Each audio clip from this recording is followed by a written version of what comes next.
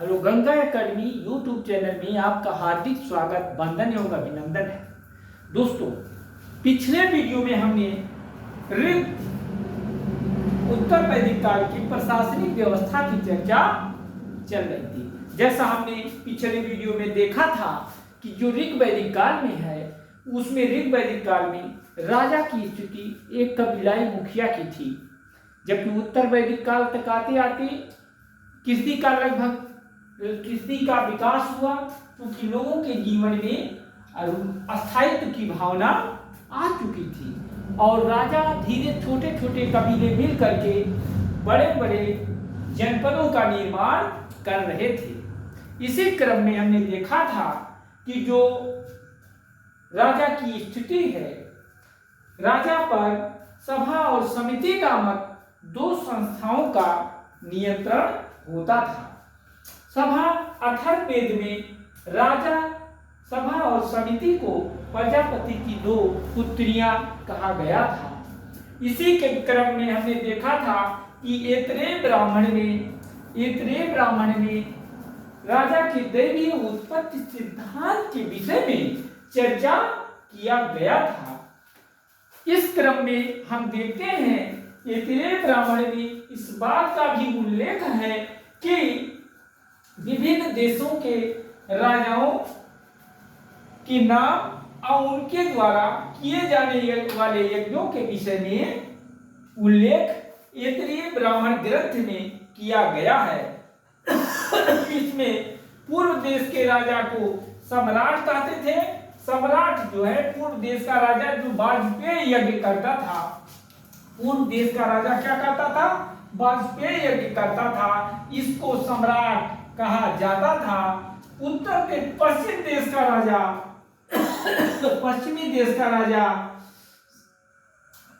अश्वमेध यज्ञ करता था। इसको स्वराट कहा जाता था। उत्तर देश के राजा को विराट कहा जाता था। यह अश्वमेध यज्ञ पुरुषमेध यज्ञ करता था। पुरुषमेध यज्ञ में पुरुष की बलि दी जाती थी। इसमें पुरुष की बलि दी जाती थी। तो उत्तर देश का राजा जो होता था वो पुरुषमेध यज्ञ करता था। इसको विराट कहा जाता था। दक्षिण देश के राजा को भोज कहा जाता था। यह सर्वमेध यज्ञ करता था। दक्षिण देश का राजा क्या करता था? इसको भोज कहा जाता था। यह सर्वमेध यज्ञ करता था। और वैराज्य वे राज्य होते थे जहां पर कोई राजा नहीं होता था। वैराज्य वे राज्य होते थे जहां पर कोई राजा नहीं होता था।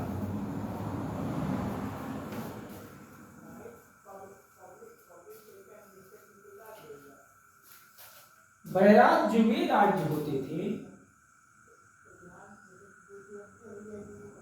वैराज्य वे राज्य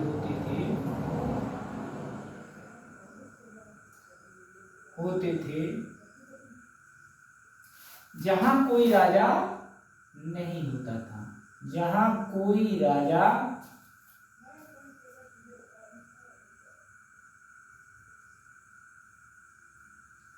नहीं होता था, ऐसे राज्य को वैराज्य कहते थे। जहां कोई राजा नहीं होता था।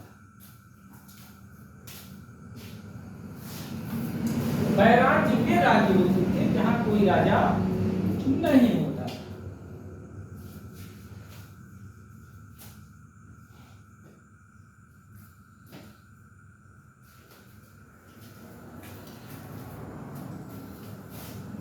शतपथ ब्राह्मण और छांदोग्य उपनिषद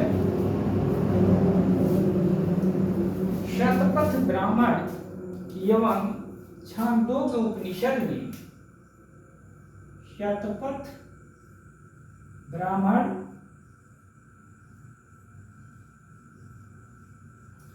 एवं छांदोग्य उपनिषद में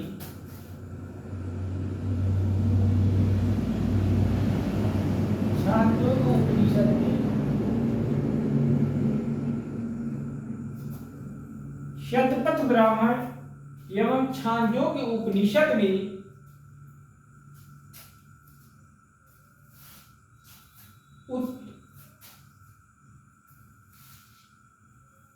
छांदोग्य उपनिषद में दार्शनिक राजाओं का उल्लेख किया गया है। जैसे राजा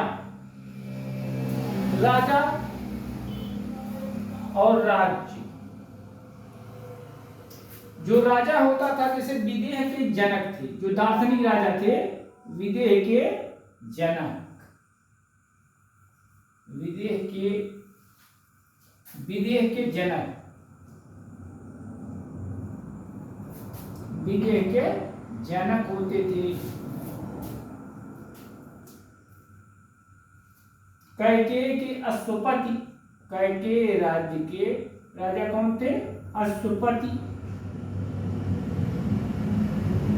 ये दार्शनिक राजा,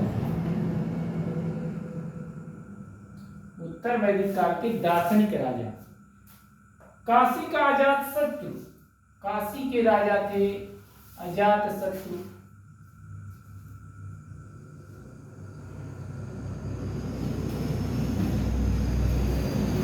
और पंचाल के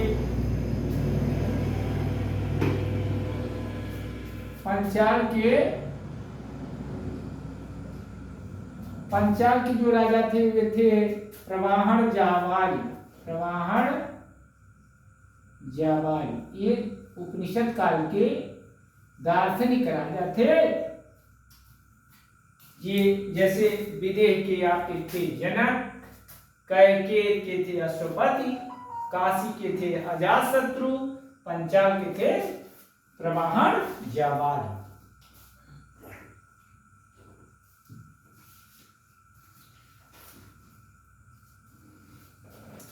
कुरु के राजा परीक्षित।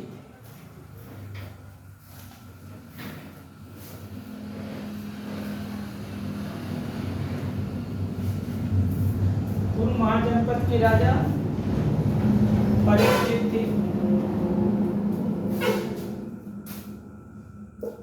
कुरु महाजनपद के राजा,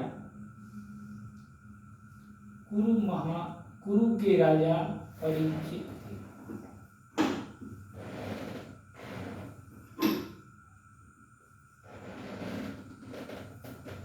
कुरु के राजा कौन थे?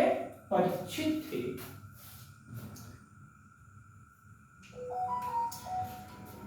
अथर्ववेद में परीक्षित को मृत्युलोक का देवता माना गया है, बताया गया है। अथर्ववेद में परीक्षित को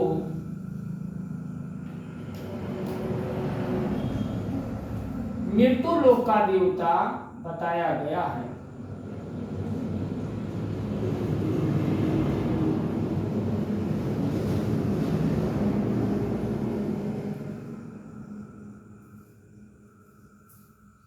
अथर्ववेद में परीक्षित को क्या कहा गया?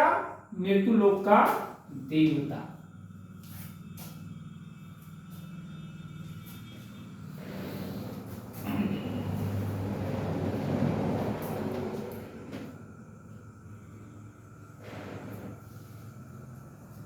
राष्ट्र शब्द प्रदेश का सूचक था। राष्ट्र शब्द जो था उत्तर वैदिक काल में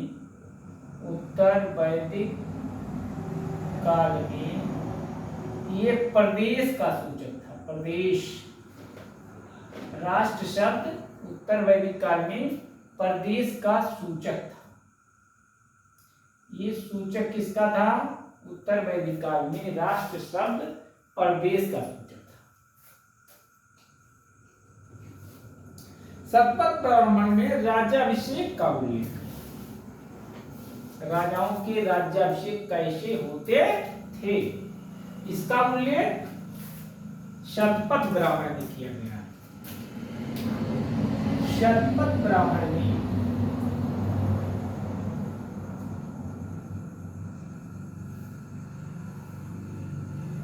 राज्याभिषेक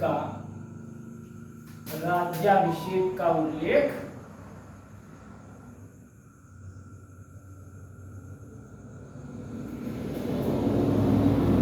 राज्याभिषेक का उल्लेख किया गया है।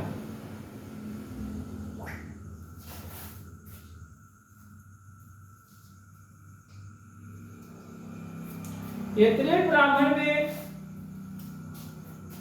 समुद्र पर्यंत के ऐतरेय ब्राह्मण में समुद्र पर्यंत के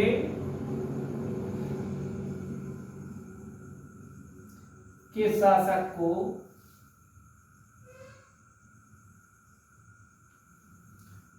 ऐतरेय ब्राह्मण में समुद्र पर्यंत के शासक को एकराट कहा गया। क्या कहा गया है? एकराट।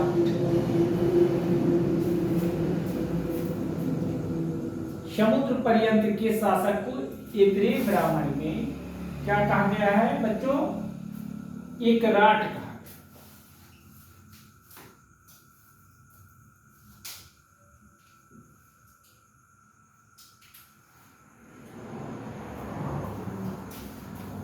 उत्तर वैदिक काल में राज्याभिषेक की प्रक्रिया का उल्लेख किया गया है।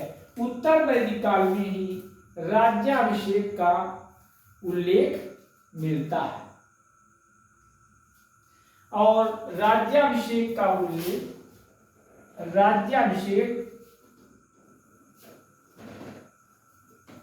उत्तर वैदिक काल में किया जाता था।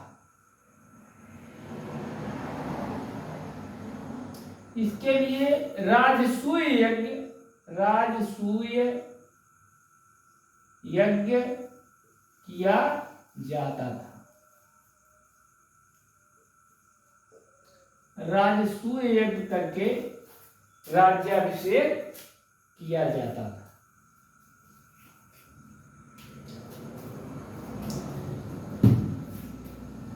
अर्थात जो उत्तर वैदिक काल में है, उत्तर वैदिक काल में राज्याभिषेक की प्रक्रिया का प्रारंभ हुआ। राज्याभिषेक की जो प्रक्रिया है राजसूय यज्ञ के द्वारा संपन्न की जाती है। अर्थात राज्याभिषेक की प्रक्रिया राजसूय यज्ञ के नाम से प्रसिद्ध थी।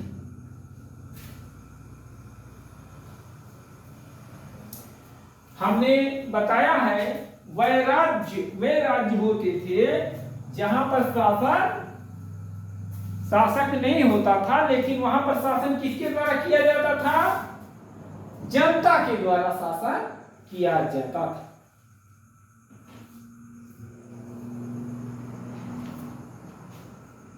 टैक्सेशन सिस्टम, कर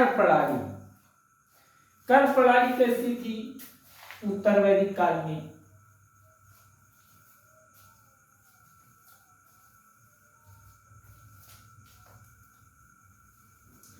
उत्तर वैदिक काल में कर प्रणाली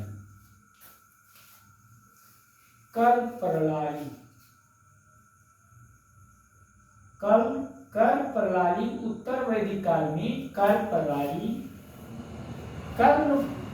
उत्तर वैदिक काल में कर प्रणाली टैक्सेशन, उत्तर वैदिक काल में कर प्रणाली टैक्सेशन सिस्टम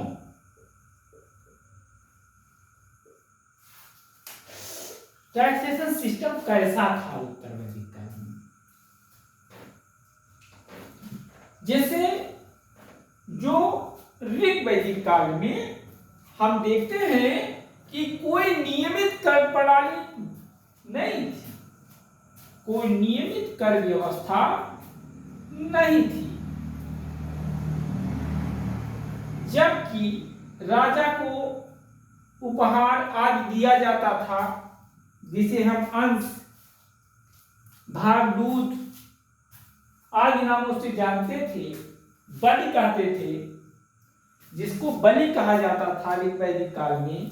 राजा के लिए बलिहर शब्द का भी प्रयोग किया गया है ऋग्वैदिक काल में, लेकिन उत्तर वैदिक काल में जो राजा की स्थिति थी ठीक उसके उलट थी।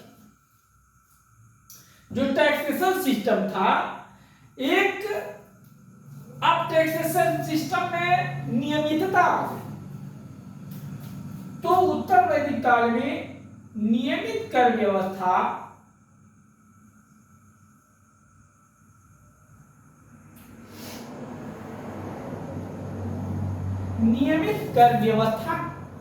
विकसित हो।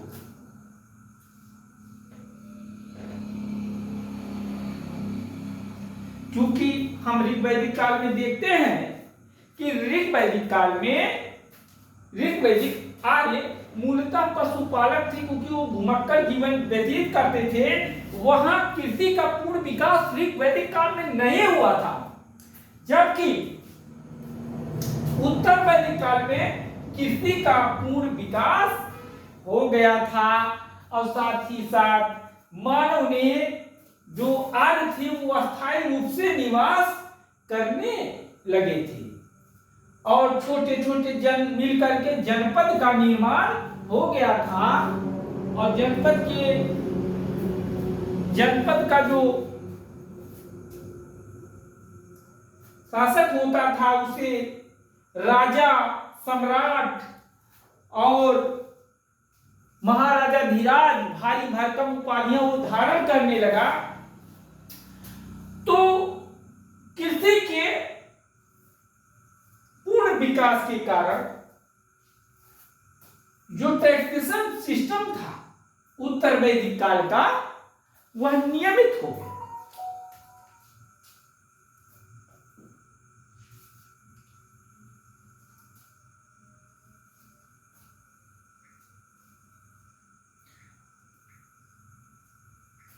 अथर्ववेद के अनुसार राजा को आय का 16वां भाग दिया जाता था। राजा को आय का 1/16 1/16 भाग राजा को टैक्स के रूप में टैक्स दिया जाता। 1/16 भाग ये राजा का नियमित कर था, जो राजा को दिया जाता था। लेकिन उत्तर वैदिक काल में कोई अस्थायी सेना नहीं थी। उत्तर वैदिक काल में कोई नियमित सेना नहीं थी। कोई नियमित सेना उत्तर वैदिक काल में नहीं थी। उत्तर वैदिक काल में कोई नियमित सेना नहीं होती।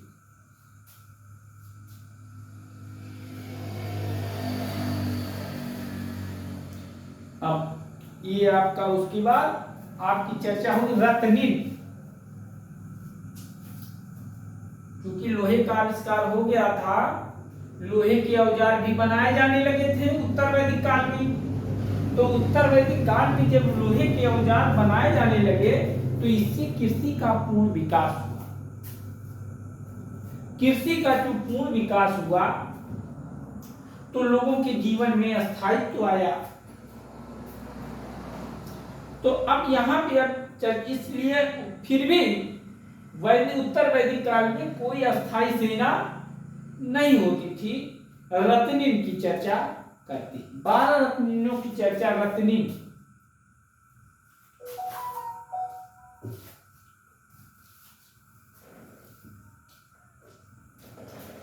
रत्निन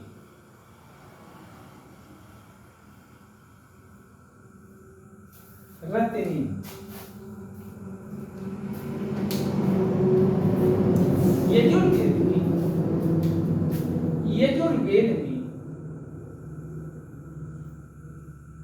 यजुर्वेद में राज्य के उच्च पदाधिकारियों को,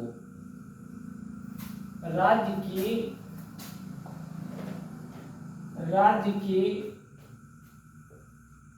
उच्च पदाधिकारियों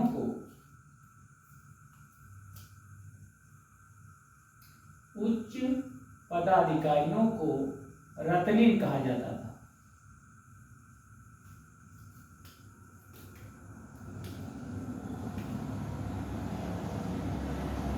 वो रत्निन कहा जाता था।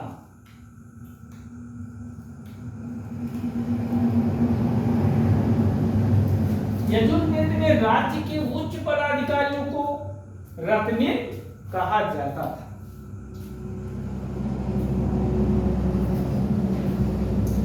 राज्याभिषेक के अवसर पर रत्निन उपस्थित होते थे। राज्याभिषेक के अवसर पर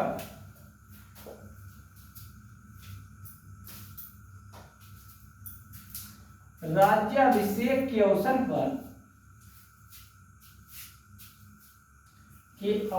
पर रत्निन उपस्थित होते थे। रत्निन उपस्थित होते थे। राज्याभिषेक के अवसर पर रत्निन उपस्थित होते थे। और राज्याभिषेक के अवसर पर राजा रत्निनों के घर भी जाता था। राजा रत्निन के घर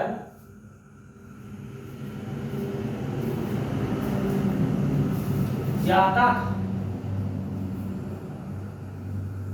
राज्याभिषेक के अवसर पर रत्निन उपस्थित भी होते थे और राजा रत्निनों के घर जाता भी था।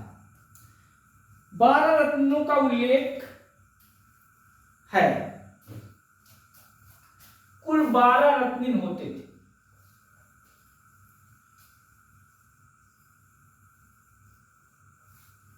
कुल 12 रत्निन होते थे। शतपथ ब्राह्मण में बताया गया है कि 12 रत्निन होते थे। शतपथ ब्राह्मण ग्रंथ में, शतपथ ब्राह्मण में यह बताया गया है 12 रत्निनों का उल्लेख है। और जबकि रत्निनों को पंचविश ब्राह्मण में 12 संख्या बताई गई इनकी, और पंचविश ब्राह्मण में रत्निनों को वीर कहा गया। ब्राह्मण में रत्निनों को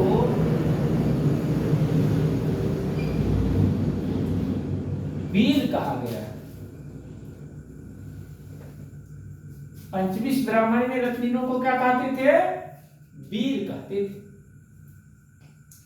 राजा सहित 12 रत्निन होते थे। राजा सहित 12 रत्निन होते थे। राजा सहित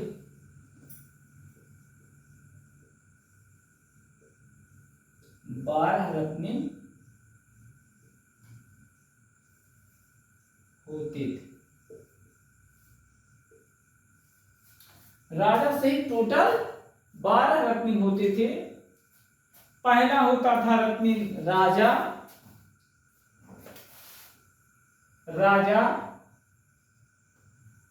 दूसरा रत्निन है पुरोहित,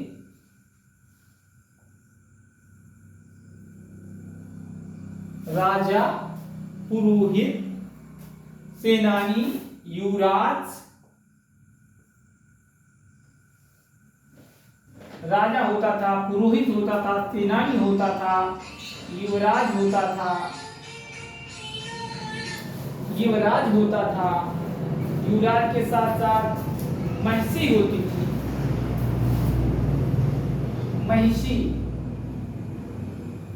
महिषी में रानी, पटरानी आती थी।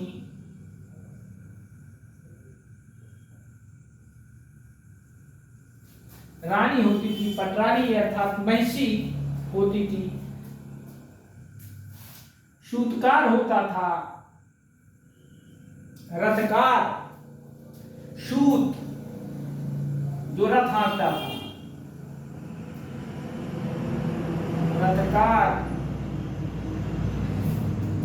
रथकार, रथ सेना का नायक ये होता था। सूत रथ सेना का नायक।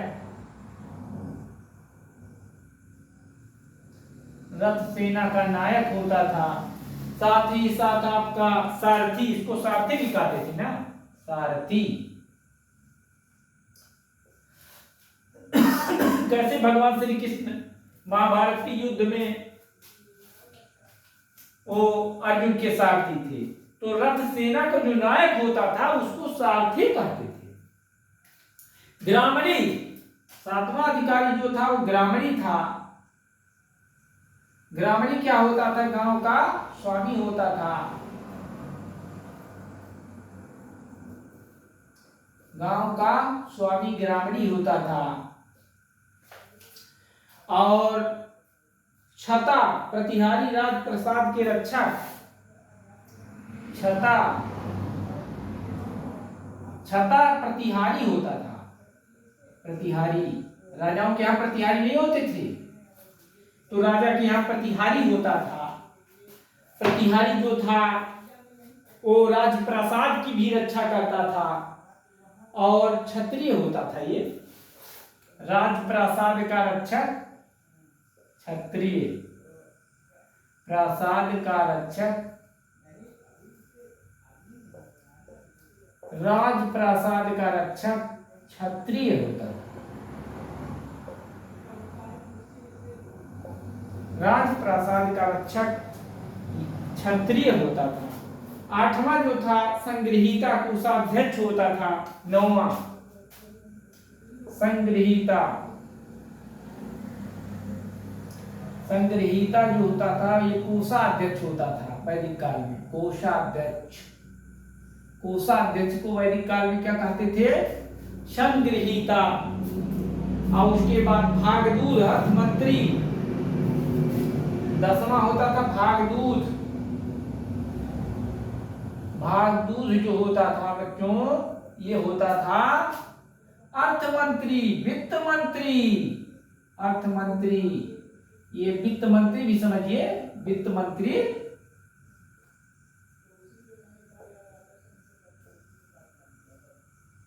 ये वित्त मंत्री होता था भागदूत। अक्षवाय, अक्षवाय जो है पासे के खेल में राजा की सहायता करने वाला अधिकारी था। अक्षवाय, अक्षवाय एक होता था जो ये पासे के खेल में राजा की मदद करता था।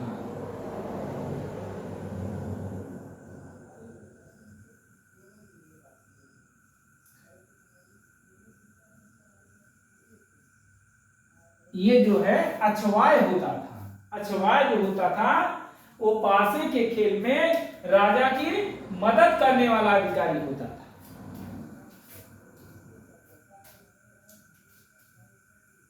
अर्थात राजा का ये सहयोगी था, एक तरीके से पासे के खेल में राजा का सहयोगी, राजा का सहयोगी, राजा का पासे खेल का सहयोगी, ये कहलाता था खेल का सहयोगी। ये होता था अक्षवाय।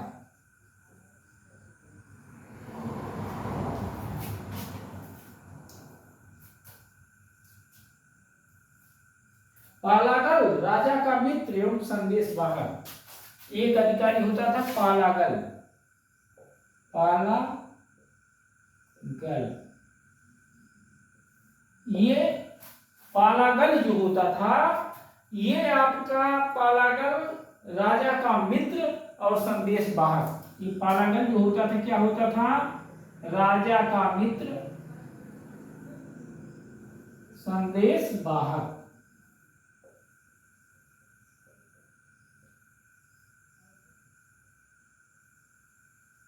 राजा का मित्र, संदेश वाहक पालागल कहलाता था।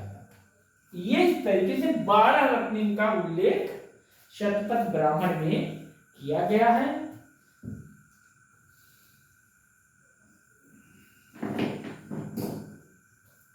ये पुरोहित जो होता था, पुरोहित राजा का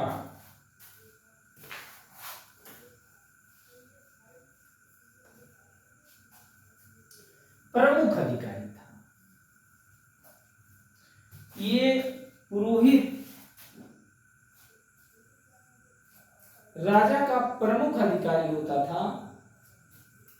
ये राजा का पथ प्रदर्शक, राजा का पथ प्रदर्शक मित्र था। मित्र था जो राजा के साथ क्या करता था बच्चों, युद्ध में जाता था। राजा के साथ युद्ध में जाता था, राजा के साथ युद्ध में जाता था और उसके विजय की कामना करता था। युद्ध में विजय की कामना, विजय के लिए प्रार्थना करता था। यह प्रमुख अधिकारी था। पुरोहित, ग्रामणी और सूत, ग्रामणी और सूत को,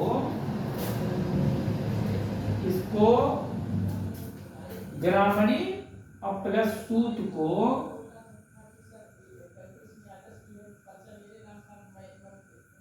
राजा का निर्माता माना जाता था। राजा बनाने वाला, राजा को बनाने वाला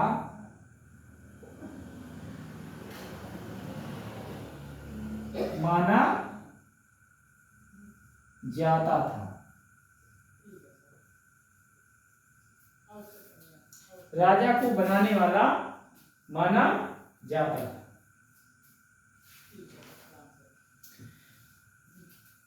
प्रिय रानी को वातापा कहते थे। प्रिय रानी क्या कहलाती थी, वातापा।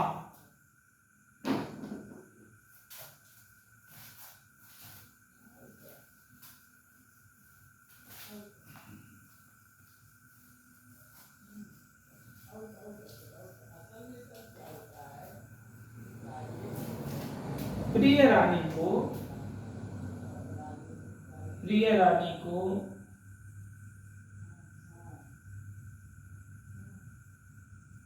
वातापा कहा जाता था।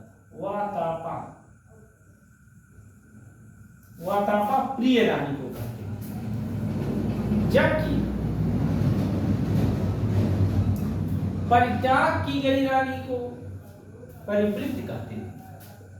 परिवृत्ति जो है, परिवृत्ति इसको कहते थे त्याग की गई रानी को, त्याग की गई रानी को कहते थे परिवृत्त। इसको परिवृत्त कहते थे, इसको प्रिय रानी को वातापा कहते थे। जैसा आप साथ में एक बार ओवरव्यू आपको दे दें।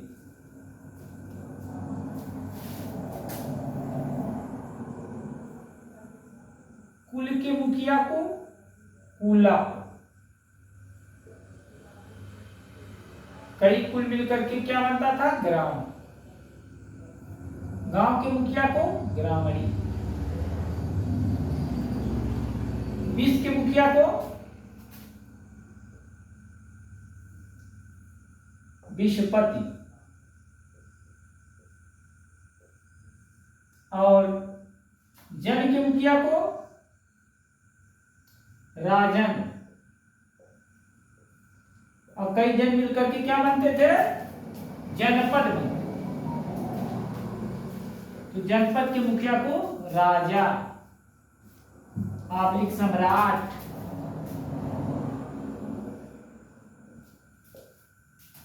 आबलिक महाराजाधिराज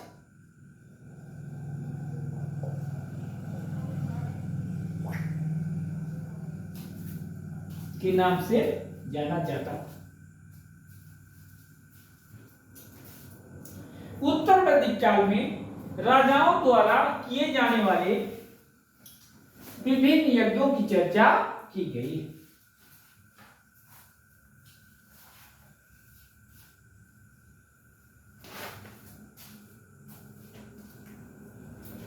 उत्तर वैदिक काल में राजाओं द्वारा किए जाने वाले यज्ञ, उत्तर वैदिक काल में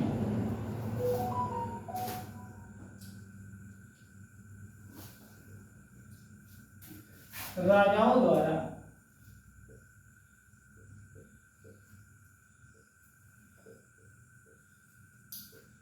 किए जाने वाले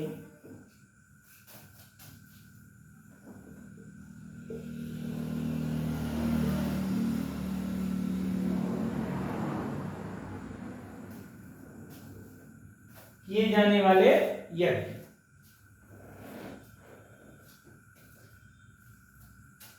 किए जाने वाले यज्ञ। पहला यज्ञ है राजसूय यज्ञ। कौन सा यज्ञ था? पहला था आपका राजसूय यज्ञ। राजसूय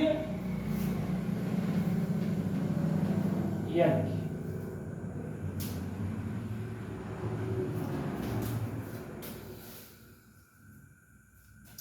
यह राजा के राज्याभिषेक के लिए होता था। राजा के राज्याभिषेक के राजा के राज्याभिषेक के लिए यज्ञ होता था। ये राज्याभिषेक के लिए जो यज्ञ किया जाता था उसको राजसूय यज्ञ के नाम से जाना जाता था। इसमें क्या होता था? सोमरस पिया जाता था। सोमरस पिया जाता था।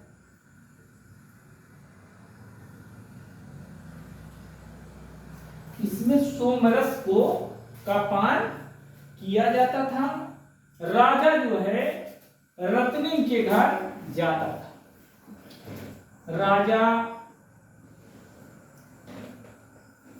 रत्निन के घर जाता था।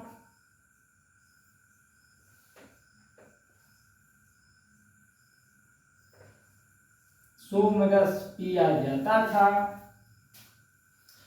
तो अर्थात राजसूय यज्ञ किससे संबंधित है? राजा के राज्याभिषेक से संबंधित है। इसमें राजसूय यज्ञ में सोमरस को राजा पान करता था। राजा अपने जो 12 रत्निन हैं उन रत्निनों के घर जाता था। शुक्ल यजुर्वेद में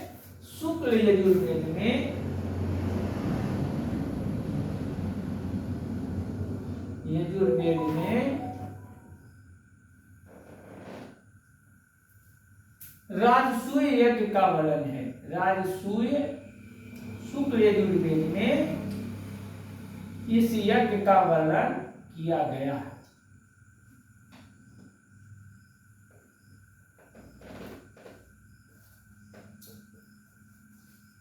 अर्थात अगर क्वेश्चन इससे बनता है तो राजसूय यज्ञ किससे संबंधित है?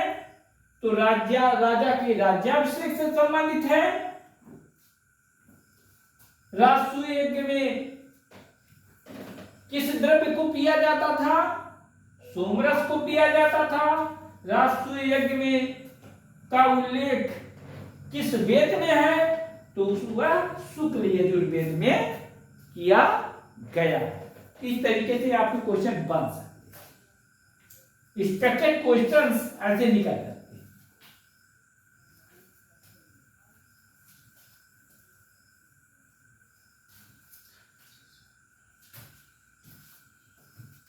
अब दूसरा आपका है अश्वमेध यज्ञ।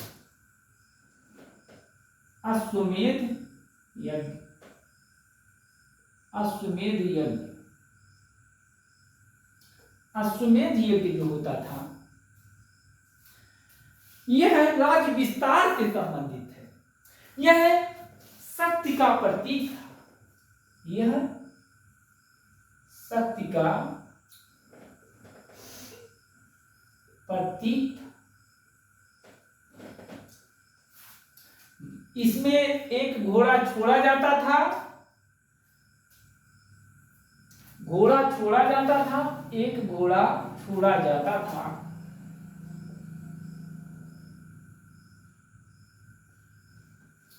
घोड़ा छोड़ा जाता था। राजा द्वारा एक घोड़ा छोड़ा जाता था और वह जितने प्रदेशों से होकर के जाता था, जितने प्रदेशों से घोड़ा क्रॉस करता था, जितने प्रदेशों से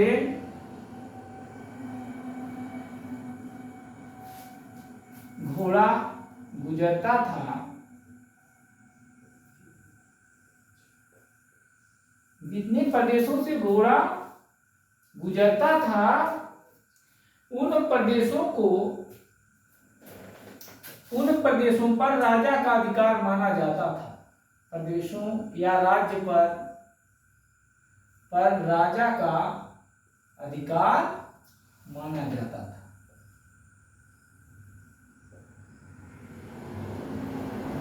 और यदि कोई घोड़ा पकड़ लेता था तो उसको राजा से युद्ध करना पड़ता।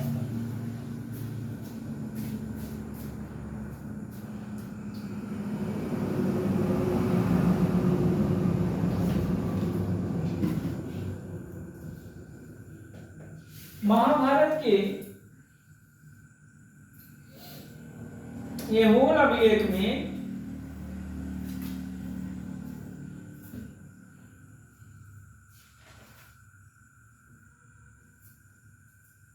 अश्वमेध यज्ञ का विशद वर्णन, इसका विशद वर्णन कहाँ किया गया है? विशद वर्णन शतपथ ब्राह्मण ग्रंथ में किया गया है। शतपथ ब्राह्मण ग्रंथ में इसका विशद वर्णन अश्वमेध यज्ञ का किया गया। ये शक्ति का प्रतीक था। एक घोड़ा उसमें छोड़ा जाता था, जो जितने प्रदेशों से होकर के घोड़ा गुजरता था उन प्रदेशों पर राजा का अधिकार माना जाता था। अश्वमेध यज्ञ का जो वर्णन किया गया है उस शतपथ ब्राह्मण में किया गया। इसका विस्तृत विस्तार से उल्लेख शतपथ ब्राह्मण में मिलता है। वाजपेयी यज्ञ, इसके बाद आपका वाजपेयी यज्ञ।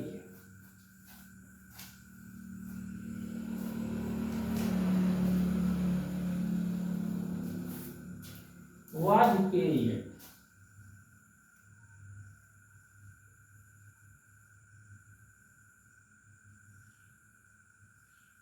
तीसरा आपका वाजपेयी यज्ञ। वाजपेयी यज्ञ में रथों के दौड़ का आयोजन किया जाता था। रथों के दौड़ का आयोजन होता था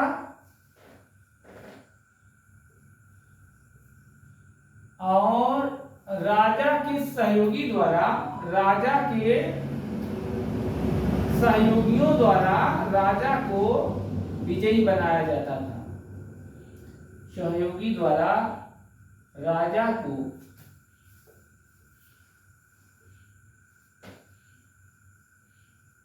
को विजयी बनाया जाता था।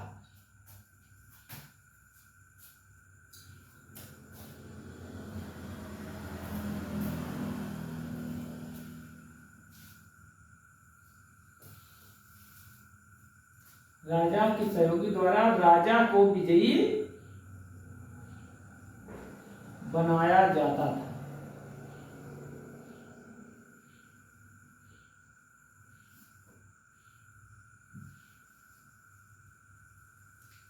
इसमें वाजपेयी यज्ञ में पृथ्वी माता की पूजा की जाती थी।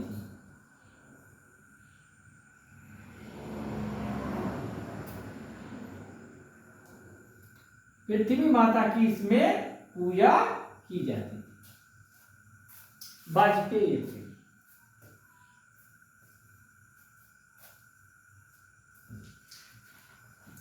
अग्निष्ठोम यज्ञ, अगला यज्ञ है आपका अग्निष्ठोम यज्ञ।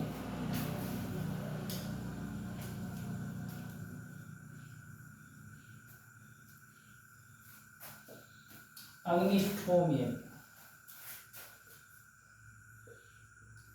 अग्निष्ठोम यज्ञ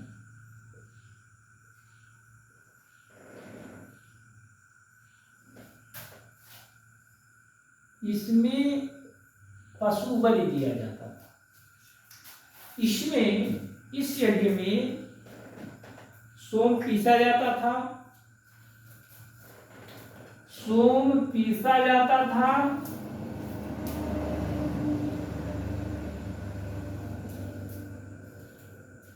इसमें सोम पीसा जाता था और उसके बाद पशु बलि दिया जाता था।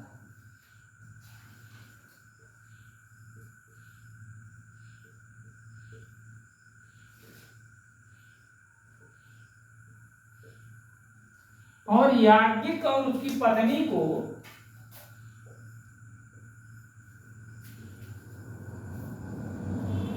याज्ञिक और उसकी पत्नी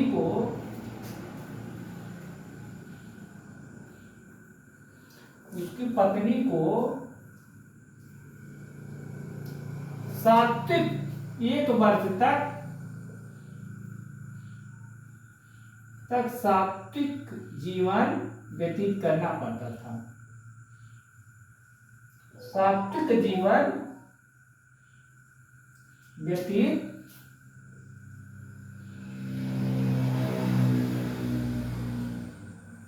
व्यतीत करना पड़ता था।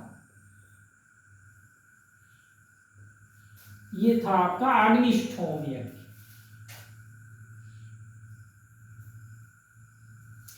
ये यज्ञ एक ही दिन में संपन्न होता था। एक ही दिन में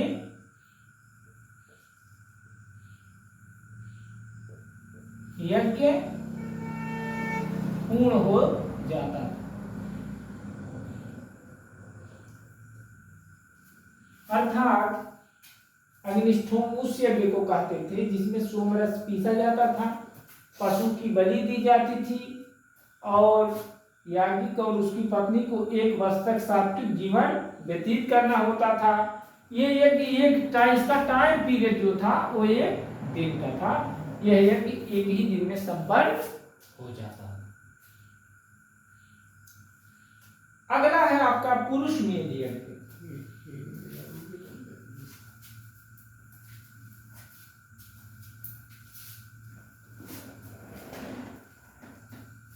पुरुष मेध यज्ञ,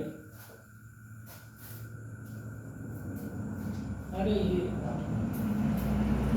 पुरुष मेध यज्ञ, पुरुष मेध यज्ञ, पुरुष मेध यज्ञ।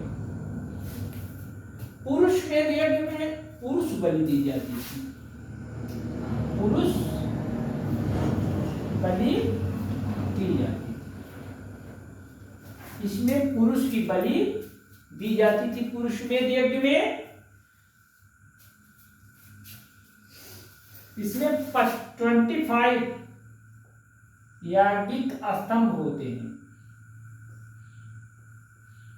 इसमें 25 याज्ञिक स्तंभ होते थे। इसमें पुरुष की बलि दी जाती थी। इसका वर्णन इसमें किया गया है शतपथ ब्राह्मण में। शतपथ ब्राह्मण में किया गया।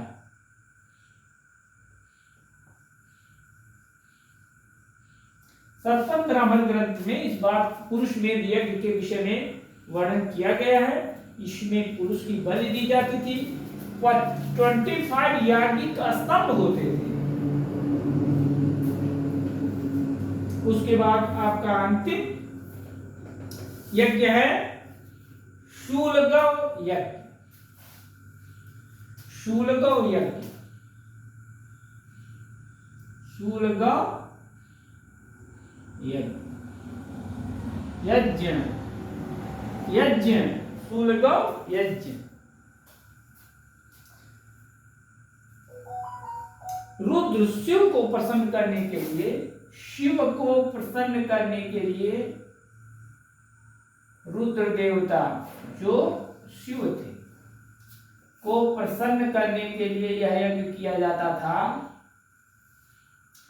प्रसन्न करने के लिए शूलगव यज्ञ किया जाता था।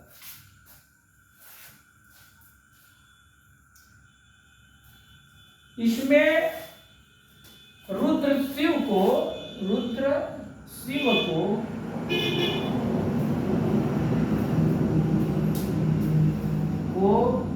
बैल अर्पित किया जाता था।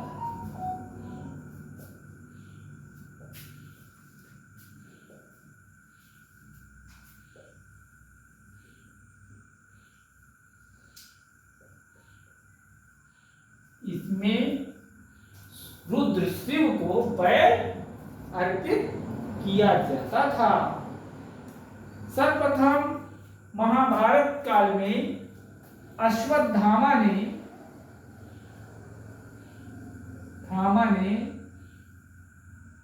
सर्वप्रथम यह यज्ञ किया था।